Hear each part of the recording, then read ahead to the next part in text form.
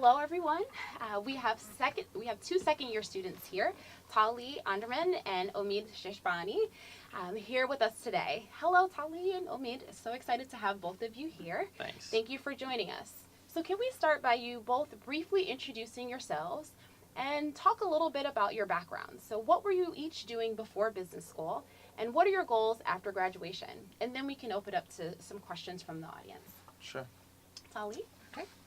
So before the GSB, I was working in the nonprofit space at the Environmental Defense Fund. I focused on sustainable agriculture, mostly in India, and then later on domestic environmental issues. I came to the GSB to work on corporate sustainability, and I'm hoping to go into that post-graduation. Awesome. Omid? Yeah, so I'm originally from Germany. I graduated from undergrad from a business degree in Germany and Argentina, and started working for Google in Ireland. I was there for 2 years. Then I transferred to the US, was another 4 years in the US working on the Latin American market, doing cloud computing partnerships, distribution partnerships across Latin America, which was a great time, but it felt like I was ready for for the next kind of phase of growth, and that's when I decided to apply to business school and came here, and very much with the goal of pursuing entrepreneurial endeavors, and that's currently what I'm doing as we approaching the last 7-8 months of our time as second-year MBAs. Awesome. That's great. Okay, let's look at a couple of questions. So first, our first question is actually coming from a college senior from India. This person writes, I am applying for the Stanford MBA deferred enrollment. What are the variety of qualities that are looked into an applicant applying directly from college for the deferred enrollment program? So I can take this one. So we do encourage college seniors to apply to our program. That is the earliest time that you are able to apply to the MBA program. And we are looking for the exact same things. We are looking for the intellectual vitality, the demonstrated leadership potential, as well as your personal qualities and contributions. We take all of that into consideration and consider the fact that you are a college senior. So we are still looking for the leadership, but maybe instead of a full-time job, maybe we are able to see that in your extracurricular activities that you've been able to do on campus, or any work in your community, or if you've been able to do research or any internships that you've had. So we are still looking for those same qualities in all of our deferred people who are applying for deferred enrollment as well. Our next question for our students is, what did each of you do to fulfill your global requirement? You want to start, Omid? Yeah, happy to. So before school even began, we had a new program. It was a pilot. When I started, it was called a global seminar, and that was kind of 2 weeks before school began, and with I think about 25 other incoming MBA 1 students, we went to South Korea. It was a trip led by 2 MBA 2s, so students that were a year ahead of us, and that in itself was sufficient to satisfy the global requirement. But I really personally believe that the trips you do with your fellow MBA classmates are not only some of the most memorable experiences from our time here, but also incredible learning opportunities. I feel like given the depth of these trips and the intensity at which you're getting to know a country and its economy and its business landscape, I really wanted to do more. So not only did I go on another trip to China, I also ended up currently organizing a study trip to Italy coming up in March. Great. So that was my experience. Awesome. Yeah. Similarly, I was on a global seminar before the school year started. So that was for me to Brazil. And it was an incredible opportunity to connect really deeply with my classmates before even coming to school. And we had this wonderful kind of safety net and community as we were adjusting to life at the GSB. It was led by 2 second-year students, and they were a wonderful resource as all the questions start pouring in when you get here.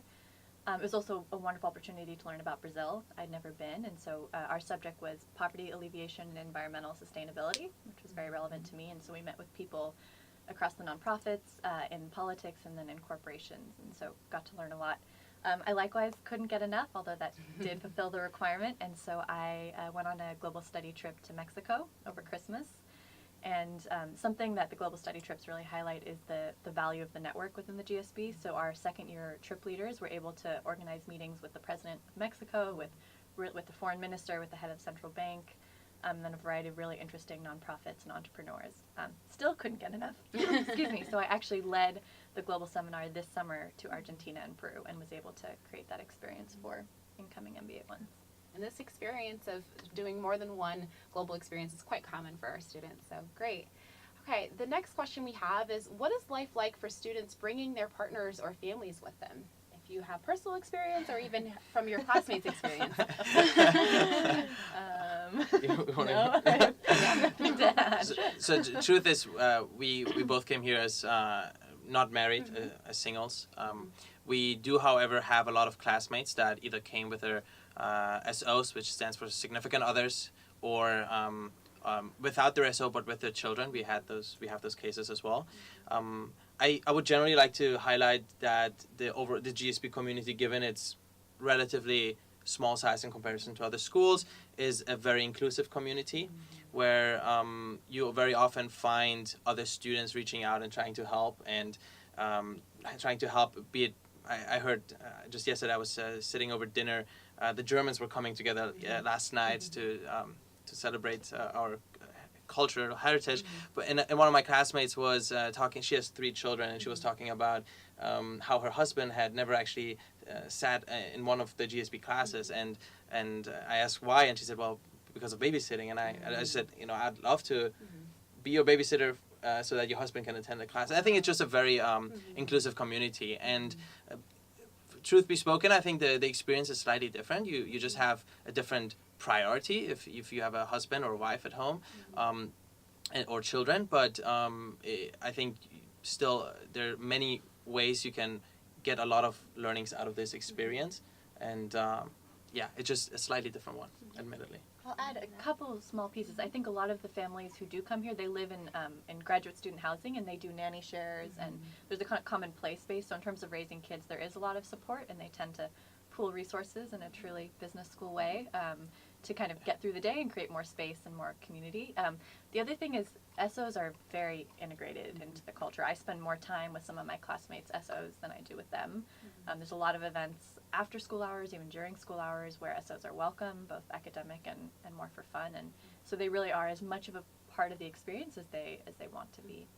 Awesome, great.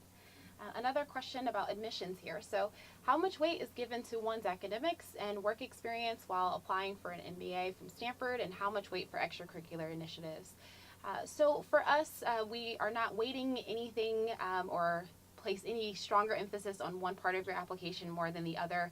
We do read your application completely holistically. We look at you and treat you as a whole person. So there's not one thing in your application that will be weighed more than the other. We are really trying to figure out all of the things that you will be able to bring and contribute to the class. Okay, so the next question, back to our students, is can the students talk a little bit more about classes that they took outside of the GSB and maybe specifically at the D school, the design school? Sure. Please. I'll start. Yeah. So I am a joint degree student in the Earth and Environmental Sciences program. So I've taken a number of classes there, one of which was a design school class on the food system. I mean, each class is going to be different. I loved both of the classes. I took a food economics class and a class at the D school. And the main thing I will say is it's a great chance to connect with people outside the business school. We call it the bubble. It is hard to get outside the bubble, and classes is a great way to do that. The professors are obviously excellent, and so it's really a matter of prioritizing what is important for you to learn. A lot of classmates take computer science classes, language classes. Maybe Amid will speak more to that. But the level is phenomenal, and especially in your second year, you have almost complete freedom to take whichever classes you want. Yeah, just to echo what you said, I'm currently taking language classes. I took language classes this year, which was Portuguese. Now I'm doing Chinese. That's something I like. The question is also specifically about D-School classes. I personally have not taken a D-School class yet. I do have it, however, as a really big priority for my next 2 quarters at the GSB. I felt the offering at the GSB was satisfying a lot of my kind of needs in terms of what I wanted to experience. But I think for the next 2 quarters, I really wanted to venture out. And on that note, the D-School has very often, information sessions where they present all the different classes that are available. And if it's not a class, it's a pop-up class, which you do over the weekend, dedicated to a specific topic. So there are different ways to kind of engage with the D-School program. Awesome, yes. Luckily, our curriculum is quite flexible. That allows our students to take a lot of classes outside of our bubble. So the next question we have is, how did you decide to choose Stanford? Want to start, Omin? Yeah. How did I? Okay, that's maybe just to preface a little bit my answer. It's Stanford was the only school I applied to, and I actually applied 2 years in a row. I didn't get in the first time I applied, but I was so adamant and so eager to get into Stanford that I did it again, and it worked out the second time. The reason why I ended up applying to Stanford was when during my 6 years at Google, a lot of the managers I had 7 different managers or directors, and I think 3 or 4 of them were actually GSB alums. And I always knew about Stanford. I had a lot of admiration for Stanford, but because of those managers and because of the leadership that I experienced through them, this admiration for Stanford became an aspiration to become part of Stanford. And these leaders, these managers were people that not only influenced me professionally in my thinking about my career and how I show up at work, but also very much personally. And that was kind of seeing the way how they were impacting me and shaping me, and hearing all these anecdotes that they brought to work from their time at business school. That really got me pumped and fired up to apply to business school, so much that I ended up applying twice. So involuntarily, but yeah. Still. It worked out. It worked yes. out. Yeah.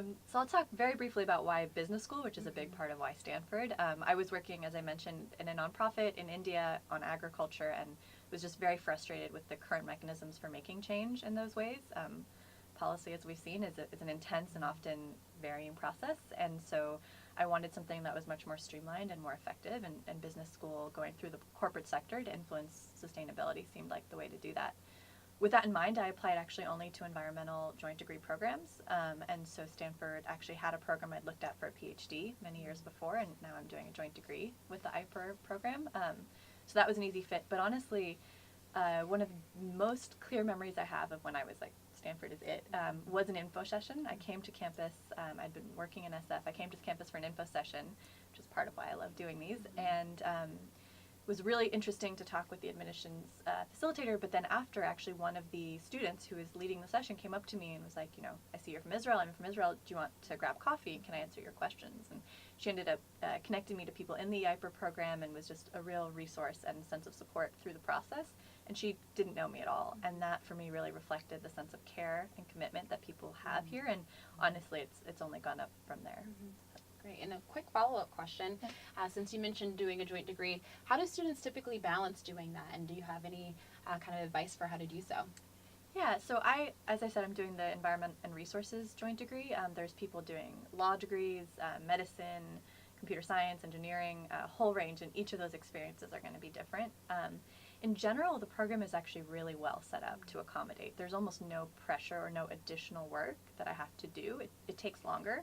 In my case, it takes from 1 extra quarter to an extra year, and it depends on how you balance your units.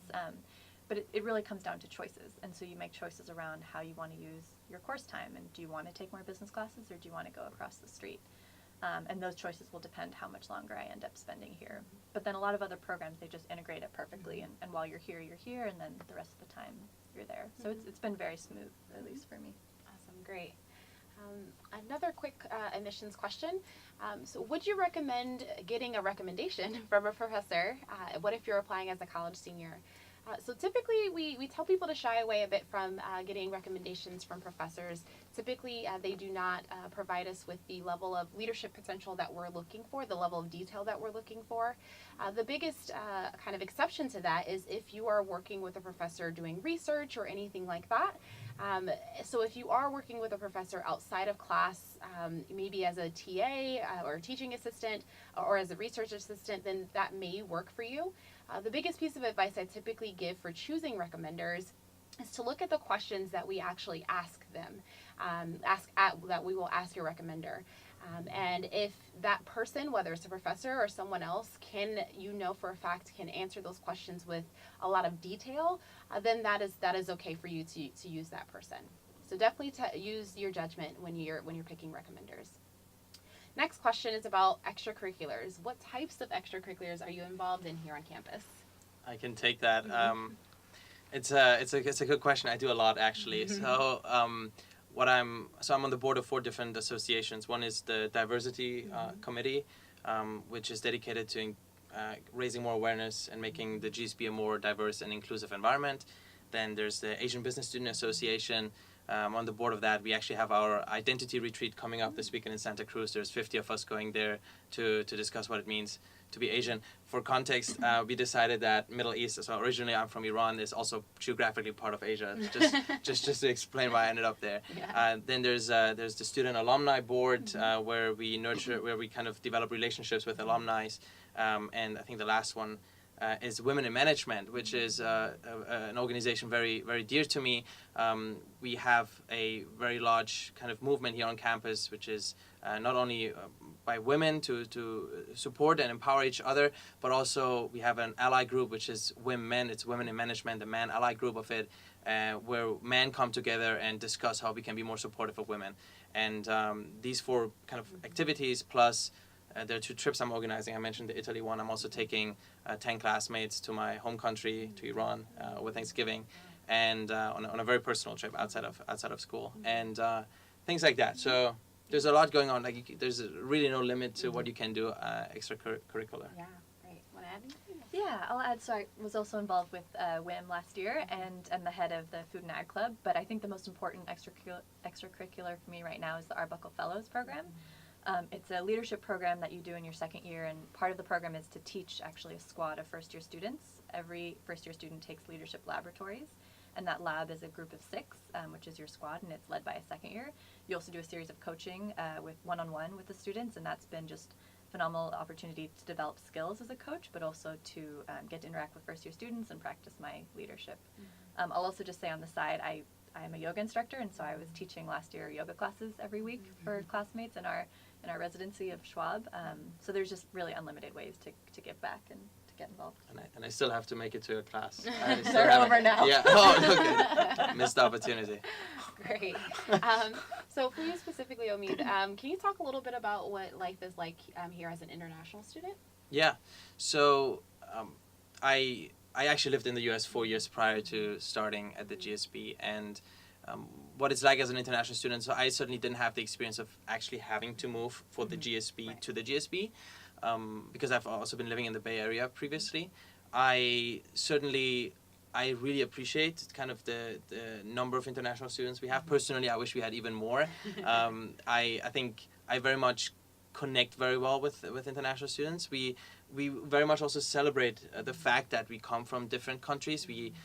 Is it this weekend? Yeah, on Sunday we have a big food fair. There are 15 different countries preparing food from their nationalities, where we kind of celebrate the diversity, the geographic diversity we have at the GSB. I think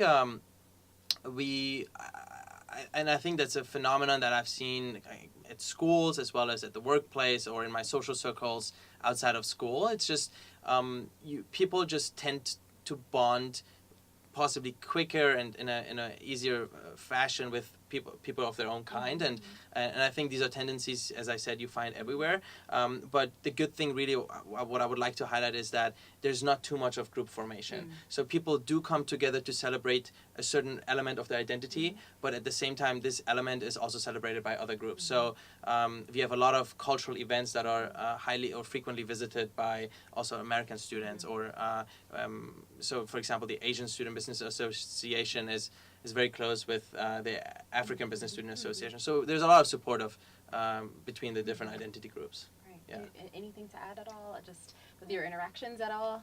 Yes, I would say it doesn't really cross my mind in a day-to-day way, not because I'm not aware of all of our diversity, but because I think there's a really fluid relationships between people of all places, American, and across all other kinds of identities. Awesome. Great. Okay, a question about faculty members. How accessible are faculty members, and do you have an example of a meaningful interaction you've had with a faculty member since you've been here? Let's start. Yeah, a lot, honestly. So very accessible. I have to just say very honestly.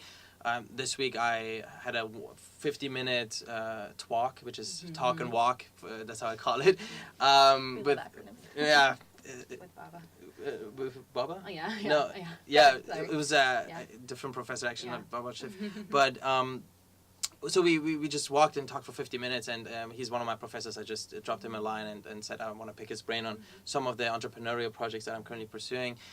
Just today I signed up to host a faculty dinner where one professor would come to our house and we would host a dinner for him and 7 other students. I would say they're very accessible. They are always willing to meet. They are always willing to advise. I have seen in the past, there have also been cases of professors helping you with funding. So it's very, very, very close. Not only do they know you by name very quickly because of the class size, but they also really care. And I made it a priority for myself this year to meet as many professors as possible. And they're absolutely willing. And it's great. I love that aspect. Great. Do you want me to add? Yes, a couple absolutely. additional thing. I completely agree with that. I think they also go in a very wide variety of ways to invest in the community. Over the past couple months, a very established politics professor we have here, Keith Hennessy, has been doing lunchtime BBLs to discuss the progress of the election. What is BBL? Brown bag lunch. we use acronyms all the time here. And so that's just his way to kind of give back and answer people's questions and get involved. Similarly, there's a really popular class here called Managing Growing Enterprises, taught by Joel Peterson. And there's some students who don't get into the class because it's a lottery system. And so he, this quarter, ended up hosting a series of seminars at his house. And so people who didn't get into his official class were able to go to his house and kind of hear a lot of the learnings that he shared with us. And that just, I think, across the board, people are really committed and invested. Absolutely. Great. So how have, if at all, have your career aspirations changed at all from your time here? How do you think about that? Want to start, Tilly? We're smiling because we were just talking about that. Yeah. So I've actually had a pretty big shift. I came in thinking I wanted to do sustainability, specifically around farm sourcing and sourcing products in a more environmental and socially friendly way. I did that this summer. I was at Blue Apron and their farm sourcing team, and I realized in a lot of ways that the thing that was interesting to me about that space was the people I'd been working with. I'd been working in India with a lot of smallholder farmers, and it was those connections that had really motivated me, and less so the food part. So I came back and kind of potentially have scrapped that entire hypothesis, and I'm looking at much more people-focused roles in kind of leadership and management. Yeah. I came with a vague idea around entrepreneurship, and I was very intentionally vague about it because I think these 2 years there's a lot of different opportunities crashing into your life. Quite literally, a single conversation can change the direction of your thinking, be it with a classmate, a class, or a professor. And I've been actually very, very open to that. I still want to pursue entrepreneurship. I nevertheless decided this summer to work in venture capital because I spent my career in technology, but I wanted to move from the operational side to the financial side of the table, realized that I don't like it, which now makes me want to look back into the operational side of things. And what I'm currently working on is, one idea is within a class called the Startup Garage, which is a very experimental class based on design thinking very much, and 2 other ideas. So it's still entrepreneurship. And I think the beauty in general is that you're exposed to a lot of different kind of career paths and other people's career aspirations. I think you always need to be a little true to yourself, and when you enter the program, just have a rough idea where your North Star is, because with all these different people who are equally ambitious and determined, it can very easily happen that you get little influenced by that, or being inspired is great, but maybe being influenced by other people's decisions is certainly not the best. So you want to have your North Star, but be open to kind of the inspiration coming from your classmates. And I think that's how I've been faring so far throughout the 2 years. And just really quickly, what are the resources that you've been able to have hopefully been helpful to you in thinking about how you pivot? Yeah, so we have a career management center, and there are career advisors, and I meet with one pretty regularly, and I was teasing her with a group of students, like, oh yeah, I see Grace every week. And she stopped them and she's like, no, Talia actually comes to see me every week. So that's a very helpful resource. And then they have a lot of visioning workshops, and obviously a lot of different people you can talk to help explore and negotiate and walk through that process. Yeah. Great. Awesome. Thank you. Okay, you already touched on this a bit, Tali, about electives and getting the classes you want. So what is that process like in choosing electives, and do you typically get the classes that you want? Shall I? Yeah, sure. Yeah. Me? Okay. Yeah. Do you always get the classes you want? Most of the time, yes, but not always. And I think an important lesson that I learned throughout my time here is really knowing what you want, and then once you really know what you want, you prioritize that. There's a election system, basically. You make those classes your priority, and you get them accordingly. I would say how I'm choosing electives. The beautiful thing at the GSB is we have a huge range of different types of electives.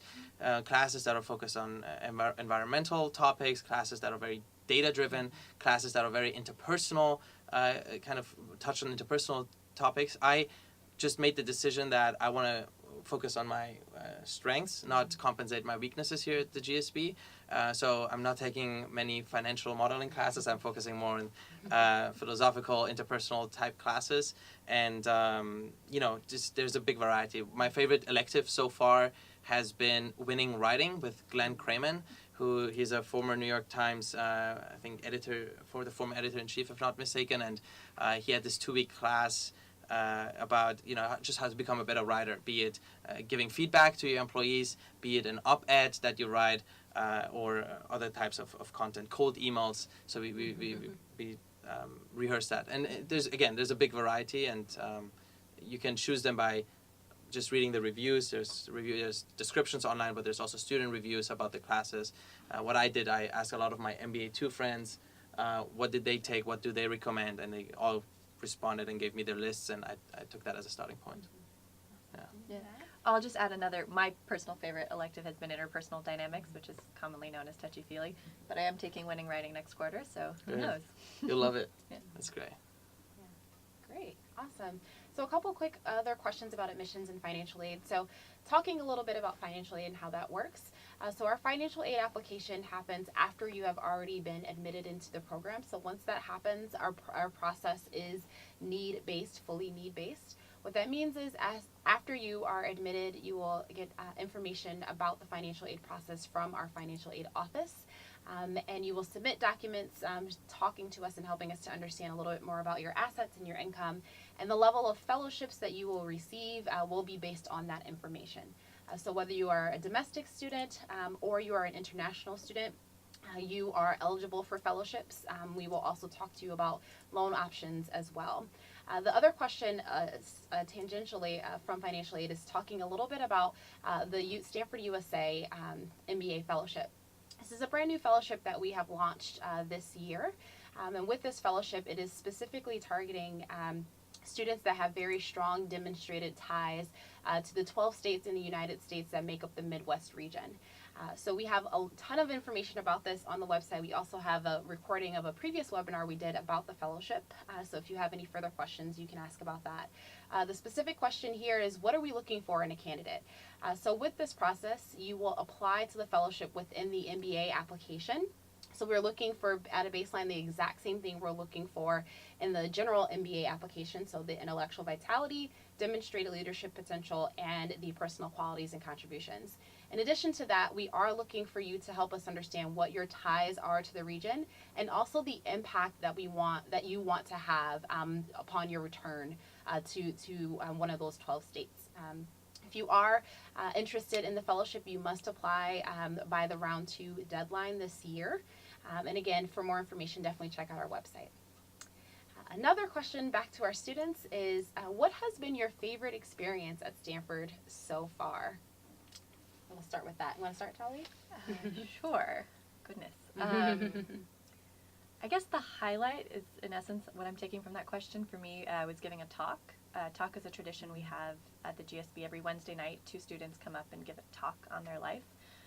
The origin actually was, I just found out it was basically someone saying, oh, there's so many incredible people here and we don't really know that much about them because everyone is so humble. And Andy Dunn, who was at GSB 2008, was like, well, then why don't you talk about it? And so it really is just a chance to talk about who you are. And I was fortunate to give, I think, the 3rd talk of the year, which was basically talking to a bunch of people I didn't know yet. And from that was incredible, the number of emails and kind words and people reaching out to really get to know me. And so it made me feel very safe in the community and also very respected and valued. Yeah, favorite experience. I gave a talk as well, and I agree with you, Tali, that it is an extremely rewarding experience to share your story with your classmates. For me, my highlight, however, was the GSB show, which is a musical that is entirely written and directed and produced by GSB students. And it's a comedy, you can say, kind of making fun of ourselves here at the GSB, and that for me was a highlight because not only because of all the effort that went into it, but also because of this really cool opportunity to be on stage with your classmates and entertain 1,200 professors, fellow classmates, significant others, and so on and so forth. Yeah. And it was very entertaining. Yes. Yeah. What was your role? Did you sing, act, dance? Yeah, so here the funny thing is I was actually only acting, but they gave us microphones, so I had a microphone on my ears or in my face all the time, and I was dancing. And while we were dancing, some people in the front were singing, so everybody thought I was also singing. So everybody was kind of congratulating me on how great of a singer I am, but they didn't know that the microphone was actually off while I was dancing. But that was a personal thing. So. Awesome. Great. Okay. So question about what is the best way to prepare to get the most out of Stanford for those who are able to be admitted to the program? Tali, you want to start? Sure. I asked myself this a lot. Still asking myself this. Time is quickly ticking away on this incredible experience. I think feedback I got that was super helpful was to spend time with your loved ones. I cannot underestimate how intense of an experience this is and how little time you will have to spend with friends and family outside of this world. Not because you don't want to, but because your day is just incredibly full. So really, if you can, take the summer or the year before to spend time with people you love. And the other thing is to prioritize. Things will change, as we've discussed, but if you can have a clear sense of what you're here to get, it'll be that much easier to make the decisions that flow in almost on an hourly basis. There are so many opportunities with every hour of your day here, and without a clear sense of what your priorities are, it's really easy to get swept away into things that are really cool and really valuable, but maybe not what you're here to get. Yeah, I really want to echo that, and I kind of mentioned that earlier as the North Star. I feel you should, if you come to school, you should have a general idea. You should have a really good idea of who you are, what your values are, and kind of stay true to them throughout the experience. As I said, I think there's a lot of there's social pressures, there's social influence, there's a lot of things you're exposed to that kind of shape your thinking, and they can really drag you into all different directions, I feel. And but if you know what you came here for and what you want to get out of it, and if, as Tali said, if you know your priorities in advance, that really helps make good decisions and be happy with the decisions you make. Yeah. Great. Okay, well, we are coming up on 45 minutes, but before we go, just a couple last things, almost tied to the previous question. Any final words of advice for people who are still trying to figure out whether an MBA is right for them? You want to start? Yeah. Yeah, it's a tricky question. There is no right answer. I don't think there's no right applicant or right student for an MBA. I think an MBA is such a diverse program and such a diverse opportunity that people from all different walks of life can get something out of it. Someone once told me, you get an MBA if you want to lead, if you want to be the executive of a large organization. And I had that in the back of my mind when I came to the GSB, but I think at the GSB I realized that it's not true. For me personally, an MBA is an opportunity to challenge my thinking, to make amazing new friends, to take classes that push me, and really also like just have some intellectual kind of freedom to pursue things that I, at my time at Google, would have never considered. So just one quick example, I was working on developing an investment thesis for Iran, and I wanted to pursue that over the summer, and I worked with it with a professor, but that's something I would have never even considered while I was at Google. But at the GSB, you're exposed to so many great things that it makes it possible. Point being, I think an MBA gives you a lot of opportunities. It really comes down to you if you want to take advantage of those or not. I think that's great. The only thing I will add is, in terms of like whether or not it's right or when it's right, really just try to figure out who you are. And I say that because that's a huge part of the application process. It's also a huge part of what we do here. I would say more than half my time is spent on reflection and feedback to better understand what my strengths are and what my values are, and then to improve upon those. That comes into play very strongly in the application as well. So as much time as you have given to making that decision, I would say personally I allocated a lot of that time towards just figuring out who I was and what I wanted. And from that, I think naturally decision hopefully will flow. And in terms of timing, I started my application in October for round 2. I thought, I should just wait a year and forget it. And then I said, who cares? Like, I'm just going to give it a try, and it worked out. So, not saying that's the right path, but certainly don't limit yourself just because you don't think it's the right time from external pressures. Awesome. Great. Well, thank you so much, Tali and Omid, for joining us, and for all of you around the world for watching. You can learn more about the MBA program on our website and by watching our videos on YouTube.